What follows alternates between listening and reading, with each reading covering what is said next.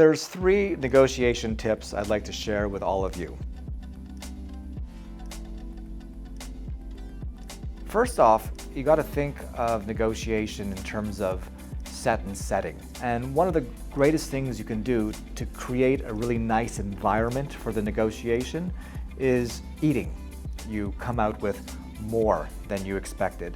You have better relationships as well. In fact, what they found was that the reason why food is so good for negotiation is because it increases your glucose level, which is a feel-good chemical. So when you have high levels of glucose in your body, you like the other party more, you have better relationships with them, you get less angry, you get less emotional, and also the mimicry behavior when you eat. So I take a bite, you take a bite, I take a sip, you take a sip. That mimicry creates a really good relationship as well. So incorporate food, one of the greatest things you can do for your setting of the negotiation.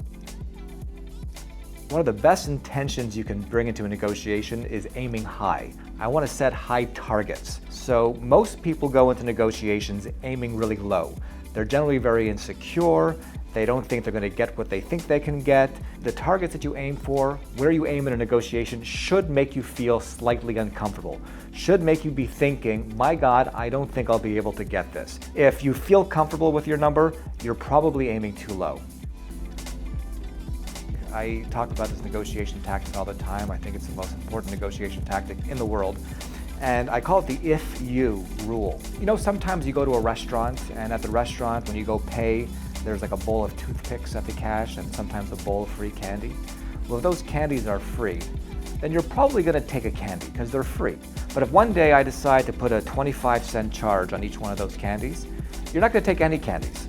Unless, of course, you're desperate for those candies, or you have low blood sugar, or you need that candy in your mouth right away. So when things have value, that value causes us to become more cautious with the decisions and choices we make. So most of us, when we negotiate, are exactly like a bowl of free candy. We just give things away for free. Fine, I'll give you a 5% discount.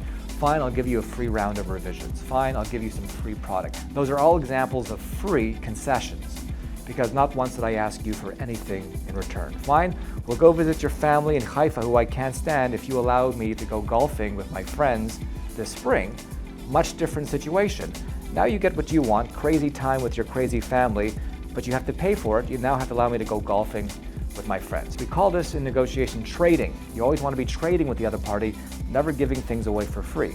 I call it the if-you rule because you never want to make a concession without attaching those 2 lovely words, if and you. I'll do this if you do that.